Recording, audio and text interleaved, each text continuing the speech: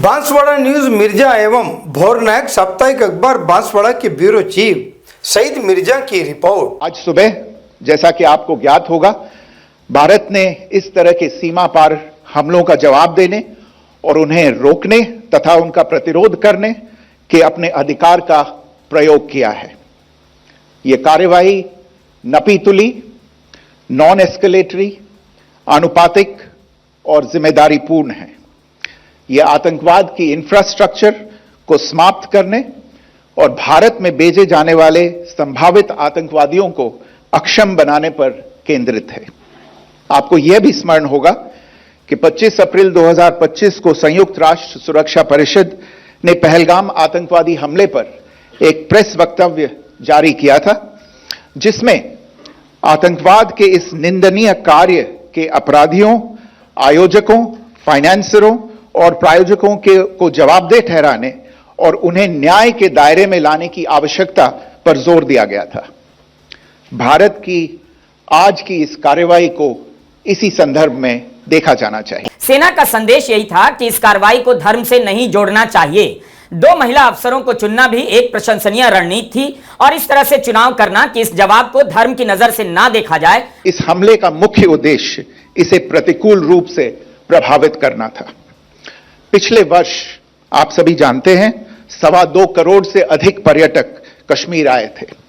इस हमले का मुख्य उद्देश्य इसलिए संभवतः यह था कि इस संघ राज्य क्षेत्र में विकास और प्रगति को नुकसान पहुंचाकर इसे पिछड़ा बनाए रखा जाए और पाकिस्तान से लगातार होने वाले सीमा पार आतंकवाद के लिए उपजाऊ जमीन बनाने में सहायता की जाए।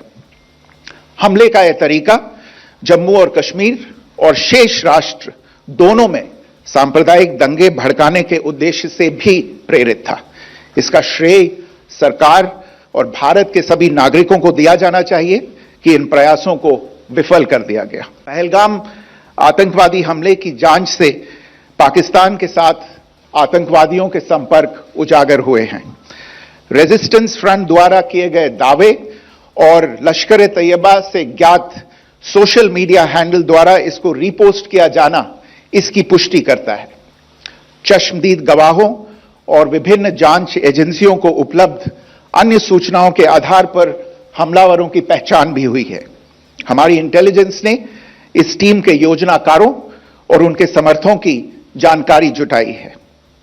इस हमले की रूपरेखा भारत में सीमा पार आतंकवाद को अंजाम देने के पाकिस्तान के लंबे ट्रैक रिकॉर्ड से भी जुड़ी हुई है, जिसके लिखित और स्पष्ट दस्तावेज उपलब्ध हैं। पाकिस्तान दुनिया भर में आतंकवादियों के लिए एक शरण स्थल के रूप में पहचान बना चुका है। यहां अंतर्राष्ट्रीय स्तर पर प्रतिबंधित आतंकवादी सजा पाने से बचे रहते हैं। इसके अलावा पाकिस्तान ने इस मुद्दे पर विश्व और फाइनेंशियल एक्शन टास्क फोर्स जैसे अंतर्राष्ट्रीय मंचों को जानबूझकर गुमराह करने के लिए भी जाना जाता है।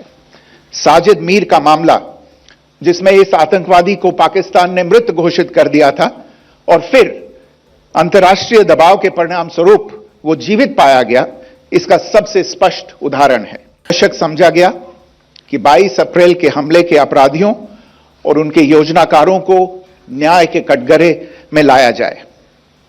हमलों के एक पखवाड़े के बाद भी पाकिस्तान द्वारा अपने क्षेत्र या अपने नियंत्रण वाले क्षेत्रों में आतंकवादियों की इंफ्रास्ट्रक्चर के विरुद्ध कार्रवाई करने के लिए कोई स्पष्ट कदम नहीं उठाया गया है।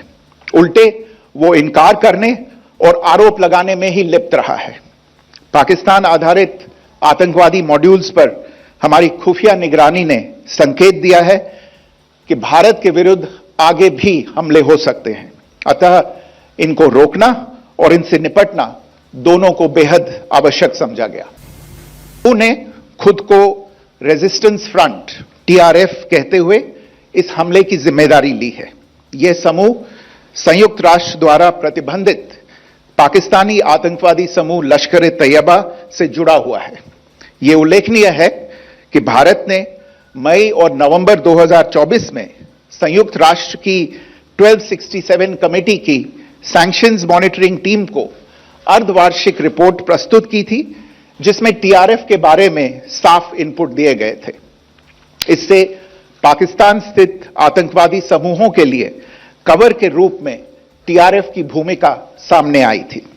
इससे पहले भी दिसंबर 2023 में भारत ने इस टीम को लश्कर-ए-तैयबा और जैश-ए-मोहम्मद के बारे में सूचित किया था, जो टीआरएफ जैसे छोटे आतंकवादी समूहों के माध्यम से अपनी गतिविधियों को संचालित कर रहे हैं।